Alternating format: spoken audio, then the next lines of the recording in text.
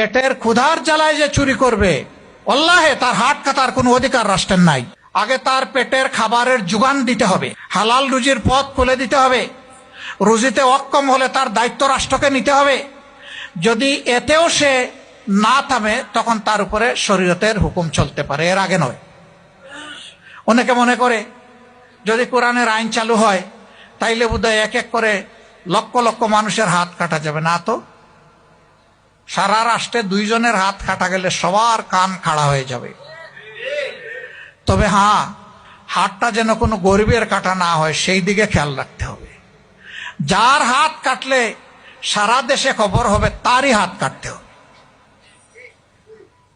তবে আমরা এটা চাই না যে একটা মানুষের হাত কাটা যাক, আমরা চাই সবাই সৎ হয়ে যাক, অতীতের সমস্ত গুনাহাতা ভুলের জন্য তওবা করে ভালো মানুষ হয়ে যাক। রাসূল আকরাম সাল্লাল্লাহু আলাইহি সাল্লাম মক্কা বিজয়ের সময় যখন ফিরে এসেছিলেন তখন আরবের লোকেরা কি পরিমাণ খারাপ ছিল এটা আপনারা জানেন। তারা নিজের ঔরসজাত মেয়েকে জীবিত কবর দিত অথবা হত্যা করে নিজেই ধাক্কা দিয়ে গর্তের মধ্যে ফেলে দিয়ে মাটি চাপা দিত। এরা ছিল এত নিকৃষ্ট। কাবাগরের চতুর্দিকে উলঙ্গ করে যুবতী মেয়েদেরকে তারা দৌড়াতো আর হাত তালি দিয়ে এনজয় করত। এরা এত নিকৃষ্ট, আল্লাহর ঘরের সাথে অপমানজনক আচরণ করতো, এই বেয়াদবি করত।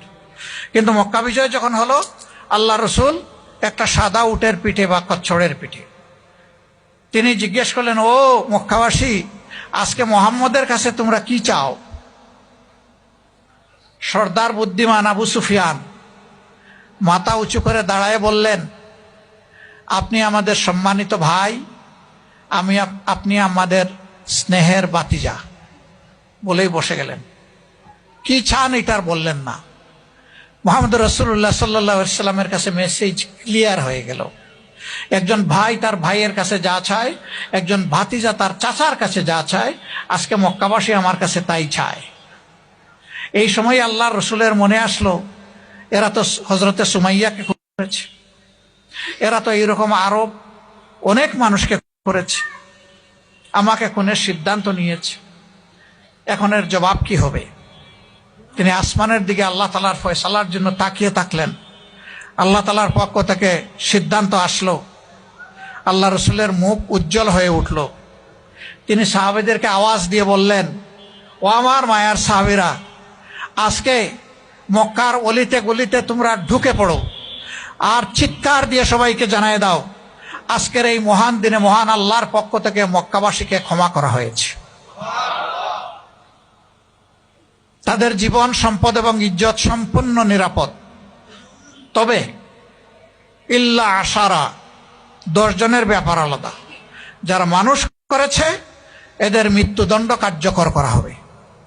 এরা যদি কাবাগরের ভিতরেও লুকিয়ে আশ্রয় নেয়, ওখান থেকে বের করে তাদেরকে আঙ্গিনায় এনে মৃত্যুদণ্ড তাদের উপর কার্যকর করা হবে। কাবার গিলাফের চাদরের ভিতরে যদি লুকিয়ে থাকে, ওখান থেকে টেনে বের করে তাদেরকে হত্যা করা হবে। এই 10 জনের নাম এক এক করে বলে দিলেন। যারা এরকম অপরাধী তারা আগেই টের পেয়ে গেছে। ব্যাকল 3 জন থেকে গেছে, ওদের উপর মৃত্যুদণ্ড কার্যকর হয়েছে। 7 জন বেঁচে গেছে। বেঁচে যাওয়ারা ম্যাক্সিমাম পালিয়ে গেছে। এর মাঝে একজন ছিল আমর ইবনে হিশাম, যাকে আমরা আবু জেহেল হিসাবে চিনি। তার ছেলে ইকরামা, সেও পালিয়ে গেছে, পরিবার ফেলে ইয়ামনে চলে গেছে।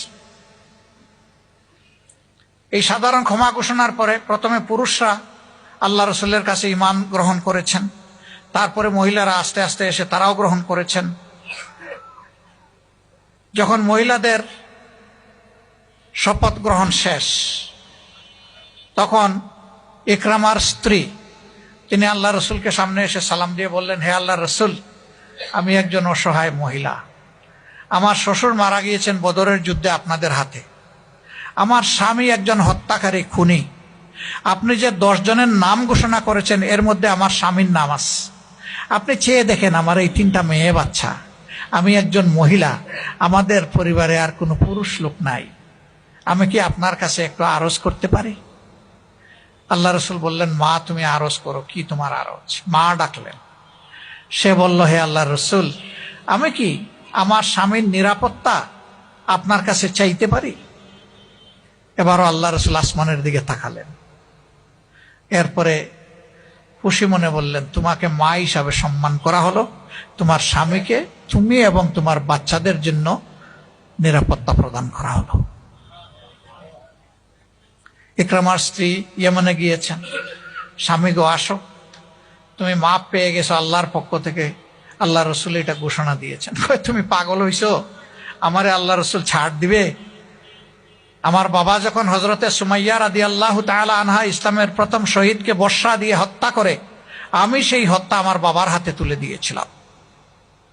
ইসলামের প্রথম শহীদের বর্ষা, হত্যাকারী বাবা আর আমি তার সাহায্যকারী। এরপরে আমার হাতে আরো 3 জন লোক মুসলমান নিহত হয়েছে। মুহাম্মদ আমাকে ছাড় দেবে না। স্ত্রী এবার কঠোর হয়ে গিয়ে বলল, তুমি কি তোমার জীবনে কখনো কাউকে বলতে শুনেছ যে মুহাম্মদ সাল্লাল্লাহু আলাইহি সাল্লাম কখনো মিথ্যা কথা বলেছেন? কয় না, তা শুনিনি। ওয়াদা করলে ভঙ্গ করেছেন? কয় না, তা শুনিনি। আমানত তার কাছে রাখলে এটা তিনি রক্ষা করেন নাই, খেয়ানত করেছেন? কয় না, তা শুনিনি।